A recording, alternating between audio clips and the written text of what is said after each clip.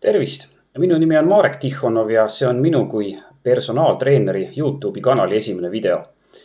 Mõnes mõttes on seda esimest videot teha kõige keerulisem, sest esimene samm on teadupärast ikka kõige raskem ja järgmised videod räägivad oma sisu tõttu juba iseenda eest.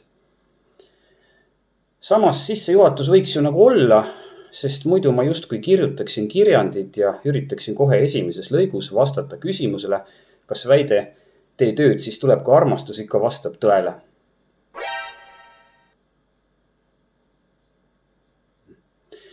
Kõige mõistlikum näib olevat kanalit alustada sellest, kuidas ma olen praegusesse punkti jõudnud.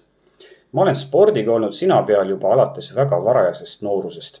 Lapsena käisin ujumas, nooremana jooksin, sealhulgas läbisin 10 täispikka maratoni.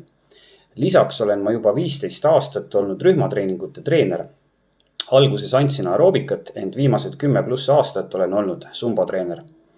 Jõusaali jõudsin ma õigupoolest alles 10 aastat tagasi, sest varem ei osanud ma jõutreeningust eriti miskit arvata ja ei pidanud ka seda oma ja üldse tervise jaoks eriti oluliseks. Lisaks olen ma alati huvitunud teadusest ja tervisest, jälginud selle valdkonna uudiseid ja uuringuid ning olen aastate eest veebis pidanud ka tervise ja teaduse blogi.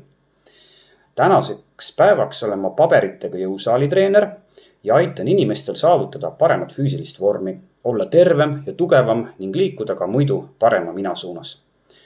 Arusaam, et jõutreening on miski, mis on tervise jaoks sama oluline kui toitumine ja aeroobne treening, on minust tekkinud ajapikku ja see põhineb peamiselt antud valdkonda puudutavatel teadusuuringutel, ent ka minu enese isiklikul kogemusel.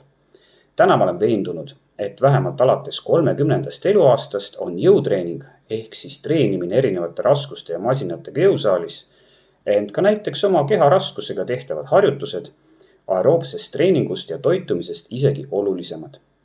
Ma olen sügavalt seda meelt, et kui sa võtad vastu otsuse saada tervemaks ja tugevamaks, siis esimese asjana pead sa hakkama tegema vähemalt 2 korda nädalas jõusaali treeningut ning ehitama oma aeroobse treeningu ja toitumise selle ümber. Ainult nii tagad sa, et su hea vormi on jätkusuutlik ja sinu organismis toimuvad muutused, mis hoiavad sinust eemal haigused ja tõstavad su elukvaliteeti pikemaks perioodiks. Miks ma olen selles nii veendunud? Sellest räägin ma pikemalt juba järgmistes videotes. Ma otsustasin selle kanali luua, kuna ma olen ise otsinud eestikeelseid videoid, kus selgitatakse, miks on jõusaali treeningu oluline, kuidas seda teha nii, et sest tõuseks maksimaalset tulu ja seda kõike teaduspõhiselt, ent kahjuks ei ole ma sellist kanalit leidnud. Ja no kui ei ole, siis tuleb ise teha. Lisaks jõutreeningutele võtan ma jutuks kõik sellega piirnevad teemad nagu toitumine, dieet ja muu sarnane, mis tervemaks ja tugevamaks saamisega otseselt seotud. Eesti keeles on neil teemadel hulganisti video ja muid infoallikaid, mis loodud inimeste poolt, kes on väga lihtsalt ignorantsed lollpead ja ei tea, millest nad räägivad. Või ajavad suvalist jama suust välja mõnel muul põhjusel, näiteks selleks, et saada enese kätte sinu raha. Neis valdkondades, mis puudutavad jõutreeningut, toitumist ja kehakaalu kontrolli all hoidmist, viiakse praegu igapäevaselt läbi enneolematult palju uuringuid. Ja mitmed asjad, mida me oleme pidanud aastakümneid raudpolt kindlaks, on viimastel aastatel kas ümber lükatud või vähemalt seatud kahtluse alla. See on hullult huvitav valdkond ja nii kui sa jätad mõneks ajaks kõige värskemad uudised jälgimata, hakkad kohe nägema eemalduva rongi tagumist vagunit. Kui sa täna treenid jõusaalis nende teadmiste baasil, mis meil olid 20–25 aasta eest, siis parimal juhul saaksid sa olla oluliselt efektiivsem ja halvimal juhul mängid sa vigastusohuga.